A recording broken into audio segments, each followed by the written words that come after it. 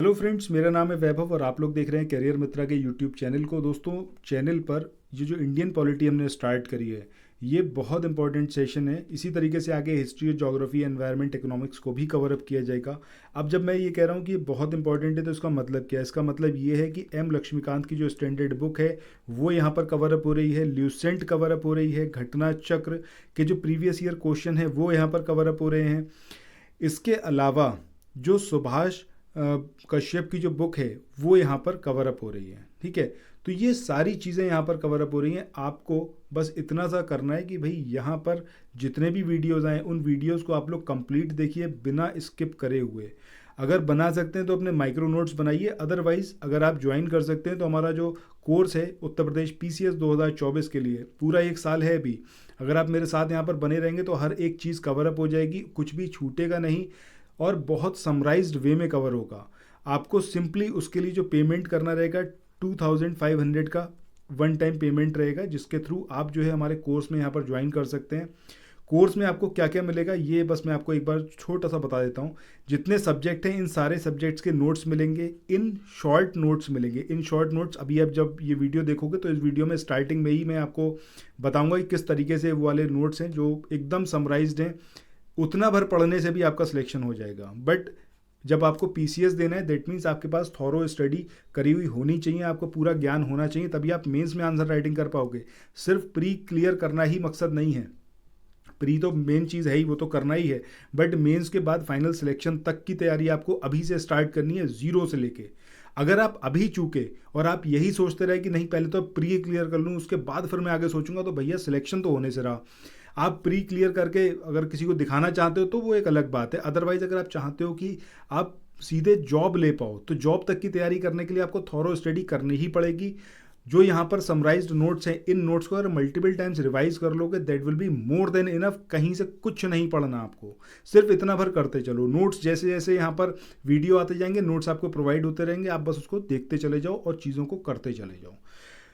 अब यहाँ पर स्टार्ट करते हैं आज के अपने सेशन को, और देखिए यहाँ पर क्या कुछ इम्पॉर्टेंट है जो आपको इन पूरे नोट्स में बताया गया है। स्टार्ट किया था वो था हमारा पहला चैप्टर जिसमें हमने भारत के संवैधानिक विकास के बारे में बात करी थी। जितने एक्ट थे वो सारे एक्ट हमारे फिनिश हो चुके हैं, चाहे वो 1773 का रेगुलेटिंग एक्ट हो और बिल्कुल आखिरी एक्ट जो 1947 का भारत स्वतंत्रता अधिनियम था, वहाँ तक पूरा कवर अप हो चुका है। जो आप यहाँ पर देख रहे हो कि बीच बीच में आपको ये क्वेश्चंस देखने को मिलेंगे, ये सारे क्वेश्चंस प्रीवियस ईयर में पूछे गए क्वेश्चन है, और ये आईएएस वाले क्वेश्चन यहाँ पर बिल्कुल नहीं रखे गए हैं।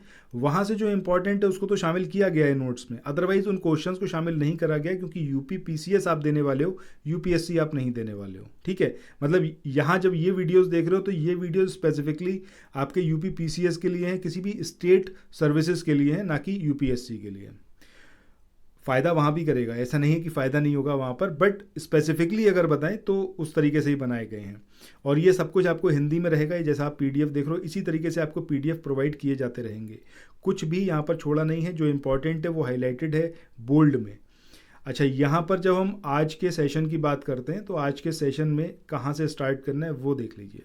ये हम बात करेंगे किसकी? अंतरिम सरकार जो कि 1946 में बनी थी, इसके बारे में। ठीक है, यही आपका जो आप देख रहे हो ना टेबल की फॉर्म में, ये टेबल की फॉर्म में आपको एकदम, और ये जो महत्वपूर्ण तथ्य हैं इसके साथ में आपको एक इन शॉर्ट वीडियो मिलेगा। उस वीडियो में आप देखोगे ये सारी पीडीएफ रहेगी जिसमें हम सिर्फ इस तरीके से ही चीज़ों को कवर अप करेंगे। अब यहाँ पर कुछ एक इंपॉर्टेंट पॉइंट है जो आपने शायद अभी तक ना देखे हों। आइए शुरू करते हैं आज के अपने सेशन को। सबसे पहले हम बात करते हैं किसकी? अंतरिम सरकार की, जो कि 1946 में बनी थी। अब यहाँ पर कौन कौन सदस्य थे और कौन कौन जो उन्होंने डिपार्टमेंट थे, कौन कौन से डिपार्टमेंट उनको मिले थे या फिर उन्होंने उसका जिम्मेदारी संभाली थी।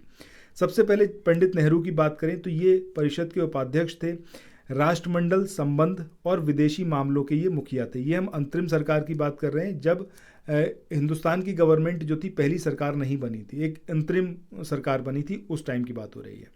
सरदार वल्लभ भाई पटेल की बात करें तो गृह, सूचना और प्रसारण मंत्रालय इनको दिया गया था। डॉक्टर राजेंद्र प्रसाद की बात करें तो फूड एंड एग्रीकल्चर इनके पास था। जॉन मथाई की बात करें, उद्योग एवं नागरिक आपूर्ति मंत्रालय इनके पास था।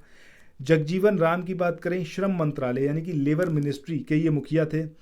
इसके बाद सरदार बलदेव सिंह की बात करें तो रक्षा मंत्रालय इनके पास था।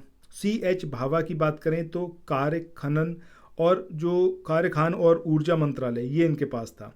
अच्छा, ये अंतरिम सरकार में मुस्लिम लीग के कितने सदस्य शामिल हुए थे और कौन कौन से डिपार्टमेंट उनको मिले थे, अगर आपसे एग्जामिनेशन में ये क्वेश्चन पूछ लिया जाए तो मुझे नहीं लगता है कि ज़्यादातर स्टूडेंट इसको बता पाएंगे। रीज़न बीइंग कि आप इतना डेप्थ में देखते नहीं हैं।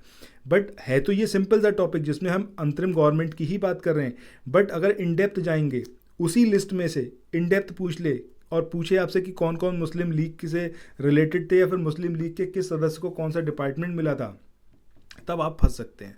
तो इसलिए यहाँ पर इसको हाईलाइट करा हुआ है। लियाकत अली खान की बात करें, मुस्लिम लीग के थे, फाइनेंस मिनिस्ट्री इनको दी गई थी। अब्दुल रब निस्तार की बात करें, ये भी मुस्लिम लीग के थे, डाक और वायु मंत्रालय इनके पास था।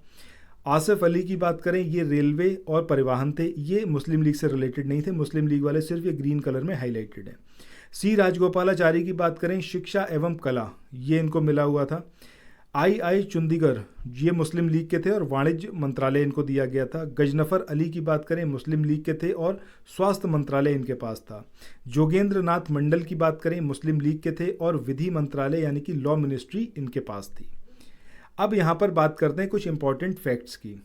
सबसे पहला पॉइंट क्या है कि प्रथम अंतरिम राष्ट्रीय सरकार की घोषणा कब करी गई थी, कौन सी डेट को, तो ये डेट थी आपकी 24 अगस्त 1946। इस डेट को ऐसे ही याद रखना है।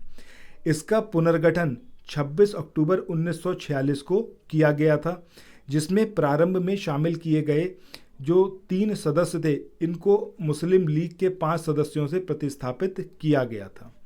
इसके बाद आगे बात करें कि इसमें पंडित जवाहरलाल नेहरू, सरदार वल्लभ भाई पटेल, डॉक्टर राजेंद्र प्रसाद, आसफ अली, शरत चंद्र बोस, डॉक्टर जान मथाई, सर शफात अहमद खान, जगजीवन राम, सरदार वल्लभ भाई पटेल, सैयद अली ज़हीर और सी राजगोपालाचार्य और डॉक्टर CH भाभा, ये सब इसके अंदर शामिल थे। ये भाभा है, ठीक है। इसके बाद पंडित नेहरू और उनके जो 11 सहयोगी थे, इन्होंने 2 सितंबर 1946 को पद की शपथ जो है वो ग्रहण करी थी। हो सकता है एग्जामिनेशन में आपसे पूछ ले कि अंतरिम सरकार में शपथ ग्रहण कौन से दिन हुआ था या फिर कौन सी तिथि को हुआ था, तो 2 सितंबर 1946 को हुआ था। पंडित नेहरू और उनके 11 सहयोगी, इन टोटल 12 लोगों ने शपथ ग्रहण करी थी। इस समूह में 3 मुस्लिम थे। मुस्लिम लीग के बाद में शामिल होने के लिए द्वार खुला रखा गया था और अक्टूबर के अंत तक वायसराय लीग को सरकार में लाने के प्रयास में किसी ना किसी प्रकार सफल हो गए थे। मतलब वो लीग को जो है सरकार में ले आए थे। 26 अक्टूबर को सरकार का जब पुनर्गठन किया गया, क्योंकि अब मुस्लिम लीग आ चुका है, पहले तो मुस्लिम लीग सरकार में शामिल नहीं हुआ था अंतरिम सरकार में, बट वायसराय ने जब मान मनोवल किया कि भाई ठीक है तुम आ जाओ सरकार में शामिल हो जाओ, मुस्लिम लीग से बोला, तो फाइनली वो आ गए। तो उसके बाद पुनर्गठन करना था, इसीलिए ये 24 अगस्त को जब सरकार की घोषणा हुई थी और फाइनली 26 अक्टूबर को फिर से इसका पुनर्गठन हुआ था। तो आरंभ में लिए गए जो 3 सदस्य थे, जिसमें सैयद अली ज़हीर थे, शरत चंद्र बोस थे और सर शफात अहमद खान थे, इनको परिषद से हटाकर इनकी जगह मुस्लिम लीग के 5 प्रतिनिधि आए थे, जिनको अभी हमने ऊपर कवर अप किया था, ठीक है। इसके बाद अंतरिम सरकार के सदस्य वायसराय की कार्यकारी परिषद के सदस्य थे। नेक्स्ट हम बात करें इसमें कि वायसराय परिषद का प्रमुख जो था वो बना रहा, लेकिन पंडित नेहरू को परिषद का उपाध्यक्ष बनाया गया था। तो ये सारी बातें थी अंतरिम सरकार के बारे में जो एग्जामिनेशन में पूछी जा सकती हैं। अच्छा, जो हम 5 प्रतिनिधियों की बात कर रहे थे, एक बार इनका नाम फिर से दिमाग में अपने ठहरा लीजिए। ये थे आपके लियाकत अली खान, इनको वित्त मंत्रालय दिया गया था। अब्दुल रब निस्तार, इनको दिया गया था डाक और वायु। आई चुंदीगढ़ की बात करें, वाणिज्य मंत्रालय। गजनफर अली की बात करें, स्वास्थ्य मंत्रालय। और जोगेंद्र नाथ मंडल की बात करें तो इनको लॉ मिनिस्टर बनाया गया था। तो ये सारे लोग कौन थे, ये थे आपके मुस्लिम लीग के। इसके बाद नेक्स्ट यहाँ पर हम बात करते हैं किसकी, ये है आपका स्वतंत्र भारत का जो पहला मंत्रिमंडल बना 1946 में। अब इसमें कौन कौन सदस्य थे और कौन कौन से मंत्रालय इन्होंने धारित किए या फिर जिम्मेदारी कौन से मिनिस्ट्री की किसको मिली। अब ये हिंदुस्तान का पहला मंत्रिमंडल था, इसके बारे में यहाँ पर हम लोग बात करने वाले हैं। काफ़ी इंपॉर्टेंट है, एग्जामिनेशन में सेवरल टाइम्स इससे रिलेटेड क्वेश्चन पूछा गया और स्पेशली इसमें क्वेश्चन पूछा जाता है सूची बनाकर। एक तरफ आपको इधर सदस्य दे देंगे, एक तरफ डिपार्टमेंट दे देंगे, आपसे कहेंगे भैया मैच कराओ। सो पढ़ना बेहद ज़रूरी है, मल्टीपल टाइम्स रिवाइज करना बेहद ज़रूरी है। उत्तर प्रदेश PCS 2024 के लिए आज और अभी से जुटना बेहद ज़रूरी है। नहीं करोगे तो एंड मोमेंट पे ये जितने पॉइंट है ना, ये आप 100% स्किप करने वाले हो। ज़्यादातर स्टूडेंट्स के साथ प्रॉब्लम यही होती है कि उस टाइम पर यही समझ में नहीं आता है कि भैया क्या कवर अप करें और क्या कवर अप ना करें। आज और अभी से जुट जाओ और तैयारी करते रहो हर दिन के साथ में। करियर मित्रा पर आने वाले इन वीडियोज़ को बिल्कुल भी स्किप मत करना, पूरा वीडियो देखो। अपने नोट्स बनाओ। अगर आप ज्वाइन कर सकते हो तो इतने कम फीस में आप तुरंत ज्वाइन कर सकते हो। अच्छा, एक चीज़ बताना आपको भूल गया कि वीकली यहाँ पर एक जो है आपका वो भी हम करवाएंगे, जो मेंस के लिए आपका मॉडल आंसर होगा। ठीक है, जो प्रीवियस ईयर क्वेश्चन होंगे उनको उठाते हुए और उसका मॉडल आंसर क्या हो सकता है वो यहाँ पर हर हफ्ते एक क्वेश्चन को कवर अप करवाया जाएगा। तो भैया बिल्कुल मिस मत करना। प्री से लेके मेंस तक की पूरी तैयारी एक ही तरीके से, एक ही फीस में, दोबारा फीस भी नहीं देना है। ठीक है, चलो यहाँ पर अब सदस्यों की बात करते हैं। जो पहला मंत्रिमंडल बना 1946 में और उसमें किसको कौन सा डिपार्टमेंट मिला। पंडित नेहरू की बात करें तो प्रधानमंत्री बनाए गए। राष्ट्रमंडल और विदेशी मामलों के ये मंत्रालय के मुखिया थे और वैज्ञानिक शोध की मिनिस्ट्री भी इन्हीं के पास रही। सरदार वल्लभ भाई पटेल की बात करें, गृह, सूचना एवं प्रसारण राज्य के जो मामले थे ये इनको दिए गए। डॉक्टर राजेंद्र प्रसाद, खाद्य और कृषि मंत्रालय इनके पास में आया। मौलाना अबुल कलाम आज़ाद की बात करें, शिक्षा मंत्रालय इनके पास आया। वहीं डॉक्टर जॉन मथाई की बात करें तो ये रेलवे और परिवहन के मंत्री बने थे। इसके बाद RK षडगुमन शेट्टी की बात करें, वित्त मंत्रालय बहुत इंपॉर्टेंट है, बिल्कुल भी इसको मिस मत न करें और याद रखें इसको। इसी तरीके से रेलवे मिनिस्ट्री बड़ी इंपॉर्टेंट है। डॉक्टर अंबेडकर के बारे में तो हर कोई जानता है कि भैया लॉ मिनिस्टर बने थे ये। जगजीवन राम, इनको जो है श्रम मंत्रालय दिया गया। बलदेव सिंह को रक्षा मंत्रालय, सिमिलर है, जो पहले वाले थे वही अब भी इनको वही मंत्रालय मिले उसके बाद जब हमारा पहला ये बना है। ठीक है, इसके बाद जो स्वास्थ्य मंत्रालय था, अब ये स्वास्थ्य मंत्रालय किसको दिया गया। पहले किसको दिया गया था, गजनफर अली को, जो कि मुस्लिम लीग के थे। बट अब ये स्वास्थ्य मंत्रालय किसको दिया गया, राजकुमारी अमृत कौर को। वाणिज्य मंत्रालय की बात करें, वाणिज्य मंत्रालय पहले किसको मिला था, आई चंडीगढ़ को मिला था। बट अब ये किसको दिया गया, CH भाभा को दिया गया। रफ़ी अहमद किदवई को दिया गया संचार मंत्रालय। ठीक है, पहले जो संचार मंत्रालय था वो वल्लभ भाई पटेल के पास ही था। बट उद्योग और आपूर्ति मिनिस्ट्री की बात करें, जिसमें जो उसके मिनिस्टर कौन बनाए गए, डॉक्टर श्यामा प्रसाद मुखर्जी। इसके बाद नेक्स्ट हम बात करें कार्य खान और जो ऊर्जा मंत्रालय था ये नरहरि विष्णु गाडगिल को बनाया गया। बट पहले किसको ये मंत्रालय दिया गया था, ये था आपका CH भाभा के पास में। तो ये सारी बात हो गई हमारी स्वतंत्र भारत के जो पहला मंत्रिमंडल था उसके बारे में। और इसके साथ ही जो पहला चैप्टर है वो पूरी तरीके से यहाँ पर फिनिश होता है, जिसमें हमने सारे सारे एक्ट्स देख लिए, हमने सारे इंपॉर्टेंट पॉइंट्स उसके कवर अप कर लिए, क्यों, कैसे, कब, कहाँ, क्या क्या चीज़ें हुई सारी कवर अप कर ली। उसके बाद अंतरिम सरकार के बारे में भी बात कर ली। और उसके बाद जो आखिरी एक पॉइंट बचा था जिसमें हमने बात करनी थी कि 1946 में जो स्वतंत्र भारत का पहला मंत्रिमंडल बना था उसके बारे में, तो वो भी हमने यहाँ पर कवर अप कर लिया। अब यहाँ पर जो नेक्स्ट चैप्टर है जिसमें हम बात करेंगे संविधान के निर्माण की, इसको देखते हुए चलिएगा, बड़ा इंपॉर्टेंट है ये। संविधान की मांग करी गई, संविधान सभा की मांग करी गई, तो ये सारी चीज़ें यहाँ पर मतलब संविधान सभा का गठन किया गया, इससे रिलेटेड पॉइंट्स देखते हैं। सबसे पहले 1934 में ये MN रॉय थे, मानवेंद्र नाथ रॉय, इन्होंने जो था सबसे पहले इस बात की मांग करी कि भैया एक जो है संविधान सभा का गठन किया जाना चाहिए ताकि हिंदुस्तान को जो है एक संविधान का निर्माण जो है हिंदुस्तान के लिए किया जा सके। अब जब इन्होंने किया तो 1935 में फाइनली कांग्रेस को भी ये करना पड़ा और आधिकारिक तौर पर कांग्रेस ने पहली बार इस बात की मांग उठाई कि हमें एक संविधान सभा जो है वो गठित करनी होगी, उसकी मांग की। इसके बाद 1938 में बात करें तो पंडित नेहरू, इन्होंने घोषणा करी कि स्वतंत्र भारत का जो संविधान होगा उसका निर्माण एक ऐसी संविधान सभा करेगी जिसमें जो सदस्य होंगे वो वयस्क मताधिकार के बेस पर चुने गए होंगे, उनका इलेक्शन किया जाएगा और उसमें कोई भी बाहरी हस्तक्षेप नहीं होगा। मतलब कोई भी और कंट्री, जैसे ब्रिटेन हम पर उस समय हुकूमत कर रही थी, सो ब्रिटेन का उसके अंदर कोई रोल नहीं होगा। पूरी तरीके से ये वयस्क मताधिकार पे चुनी गई एक संविधान सभा होगी जो भारत के लिए एक संविधान का निर्माण करेगी। 1940 में बात करें तो फाइनली ब्रिटिश सरकार ने बोला कि ठीक है यार, हमको कोई दिक्कत नहीं है और ठीक है, हम मान जाते हैं। तो ये बात किस उसके तहत मानी गई, तो ये था आपका अगस्त प्रस्ताव। इसमें पंडित नेहरू ने जो मांग रखी थी उस मांग को फाइनली मान लिया गया था। आगे बढ़ते हैं इसमें। ये ईयर वाइज है, मतलब एक सीक्वेंस वे में आप समझते चलेंगे, चीज़ें आपको समझ में आती जाएंगी। 1942 में फिर फाइनली अब जब मान लिया है अगस्त प्रस्ताव में 1940 के, तो उसके बाद क्रिप्स मिशन भेजा गया और क्रिप्स मिशन में इस बात की बात करी गई कि भाई एक जो है यहाँ पर संविधान सभा का गठन होना चाहिए जो कि आपका स्वतंत्र संविधान के निर्माण का कार्य करेगी। लेकिन अब इसमें कुछ प्रॉब्लम क्रिएट हुई। जो मुस्लिम लीग थी वो इससे सहमत नहीं हुई और मुस्लिम लीग ने इनका जो प्रस्ताव था उसको खारिज कर दिया। उन्होंने कहा कि भाई हम इसमें शामिल नहीं होंगे। ठीक है, तो इस तरीके से क्रिप्स मिशन फेल हो गया। फाइनली 1946 में कैबिनेट मिशन भेजा गया। अब कैबिनेट मिशन जो था, इसने मुस्लिम लीग ने पहले ये बोला था क्रिप्स मिशन के टाइम पर या क्रिप्स प्रस्ताव के टाइम पर कि भैया 2 अलग अलग संविधान बनाओ, संविधान बनाने के लिए संविधान सभाएं बनाओ। ठीक है, फिर फाइनली जब 1946 का ये कैबिनेट मिशन आया तो इसने मुस्लिम लीग की जो 2 संविधान सभा बनाने की मांग थी उसको तो उन्होंने खारिज कर दिया। लेकिन कुछ मान मनौगल करके इन्होंने जो था मना लिया मुस्लिम लीग को कि ठीक है भाई आप भी जो है इसमें शामिल हो जाओ। तो मुस्लिम लीग जो थी काफ़ी हद तक तैयार हो गई इस चीज़ के लिए। अब यहाँ पर बात होती है कि भाई संविधान सभा जो थी इसका गठन कब हुआ और किस तरीके से क्या कुछ इसके अंदर रहा। तो नवंबर 1946 में कैबिनेट मिशन योजना के अंतर्गत संविधान सभा का गठन किया गया।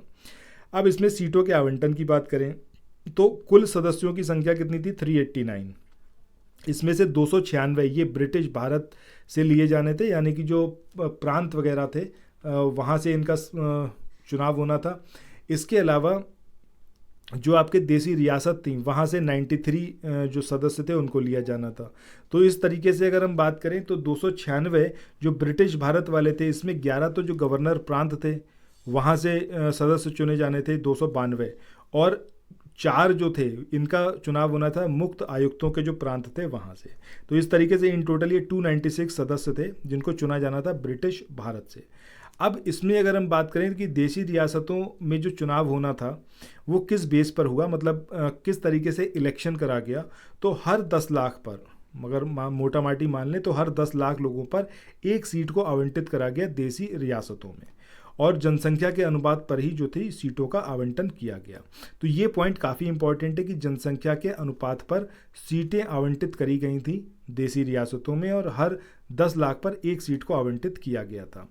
सीटों का जो निर्धारण था वो 3 प्रमुख समुदाय जिसमें मुस्लिम थे, सिख थे और सामान्य। सामान्य में वो लोग शामिल थे जो मुस्लिम और सिख नहीं थे, उनको हटा दें तो जितने और लोग थे वो सारे सामान्य के उसमें थे। तो उनके बीच उनकी जनसंख्या के अनुपात पर किया जाना था। और ये जो 3 समुदाय थे कौन कौन से थे आपके? मुस्लिम, सिख और सामान्य। प्रत्येक समुदाय के प्रतिनिधियों का चुनाव प्रांतीय असेंबली में उस समुदाय के सदस्यों द्वारा किया जाना था और एकल संक्रमणीय मत पद्धति के माध्यम से समानुपातिक प्रतिनिधित्व तरीके से यहाँ पर मतदान किया जाना था। देसी रियासतों के प्रतिनिधियों का चयन रियासतों के प्रमुखों द्वारा किया जाना था। ठीक है, बाकी संविधान सभा आंशिक रूप से चुनी हुई और आंशिक रूप से नामांकित थी। अगर आपसे एग्जामिनेशन में एक क्वेश्चन पूछ ले स्टेटमेंट वाइज कि एक स्टेटमेंट में दे दें कि भाई टोटल 389 सीट्स थी जिन पर जो है जिनको आवंटित किया गया था संविधान सभा के बनाने के लिए, पहला स्टेटमेंट। दूसरे स्टेटमेंट में दे दें कि संविधान सभा के जितने सदस्य थे वो सभी चुने हुए सदस्य थे, तो वो स्टेटमेंट गलत हो जाएगा अगर आपने ये वाली लाइन नहीं पढ़ी है तो संविधान सभा में जो संविधान सभा थी उसमें आंशिक रूप से कुछ लोग चुने गए थे और कुछ लोग कैसे थे जो कि आपके इलेक्टेड थे, मतलब नॉमिनेटेड और इलेक्टेड दोनों यहाँ पर थे। ठीक है, तो आंशिक रूप से चुनी हुई और आंशिक रूप से नामांकित ये एक निकाय थी, एक बॉडी थी। इसके बाद चुनाव की बात करें, चुनाव कब हुआ? तो चुनाव हुआ आपका जुलाई अगस्त 1946 में, 1946 में। चुनाव का परिणाम क्या रहा? भारतीय राष्ट्रीय कांग्रेस यानी कि आईएनसी, इसको कितने मिले? 208 सीटें मिली। मुस्लिम लीग की बात करें 73 सीटें मिली और छोटे समूह और स्वतंत्र राज्य सदस्यों की बात करें तो 15 सीटें इनको मिली थी। अब इसमें अगर अभी हमने बात करी थी किसकी? देसी रियासतों की, तो देसी रियासतों ने पहले ही कह दिया भैया हम बाइकआउट कर रहे हैं, हम इलेक्शन में शामिल ही नहीं होंगे। ठीक है, तो उनकी 93 सीट सीधे कम हो गई। सो देसी रियासतों ने खुद को संविधान सभा से अलग रखने का निर्णय लिया था और संविधान सभा का चुनाव जो था भारत के वयस्क मतदाताओं द्वारा प्रत्यक्ष रूप से नहीं किया गया था। जैसे आज की डेट में हम लोग वोट डालने जाते हैं लोकसभा के या फिर विधानसभा के, तो उस तरीके से कोई वोटिंग सिस्टम उस समय नहीं था। ये जो सदस्य थे इनका चुनाव कैसे हुआ था? ये सभी जो थे प्रतिनिधि थे और मतलब ये सभी जो थे प्रांतीय विधानसभाओं के द्वारा इनको भेजा गया था। अच्छा, यहाँ पर एक चीज़ और इम्पॉर्टेंट है कि जितने भी उस समय समुदाय थे, उन सभी समुदायों का जो रिप्रेजेंटेटिव था, मतलब रिप्रेजेंटेशन था संविधान सभा में, उस पर कोशिश करी गई थी कि भाई सबको जो है यहाँ पर रिप्रेजेंटेशन जो है करने का मौका दिया जाए। इवन महिलाओं को भी इसमें शामिल किया गया था। महात्मा गांधी की बात करें तो महात्मा गांधी संविधान सभा में शामिल नहीं थे। ठीक है। सो आज के इस वाले वीडियो को अब यहीं पर एंड करते हैं। आई होप कि काफ़ी इन्फॉर्मेशन आपको मिली होगी और ये वाले नोट्स आपको ज़रूर पसंद आए होंगे। सो पहली चीज़ तो ये है कि आप कोर्स परचेस करें या ना करें, इट डजेंट मैटर, बट सबसे ज़रूरी ये है कि आप मेरे साथ में आज और अभी से अपनी तैयारी को स्टार्ट करें। कैरियर मित्रा को डेली बेस पर देखते रहिए। जो भी वीडियोज़ यहाँ पर आ रहे हैं उन वीडियोज़ के माध्यम से अपनी तैयारी को कंटिन्यूटी में करके रखिए। ठीक है। और अगर आप माइक्रो नोट्स बनाना चाहते हैं वो बनाइए, कोर्स परचेस करना चाहते हैं तो वो करिए। कोर्स परचेस करने के लिए नंबर आपकी स्क्रीन पर एक बार मैं बता दे रहा हूँ, उसको आप देख सकते हैं 9027281376 या फिर 6395649901। दोनों में से किसी भी नंबर के माध्यम से आप मुझसे संपर्क कर सकते हैं और कोर्स में एनरोल करा सकते हैं। Thank you so much.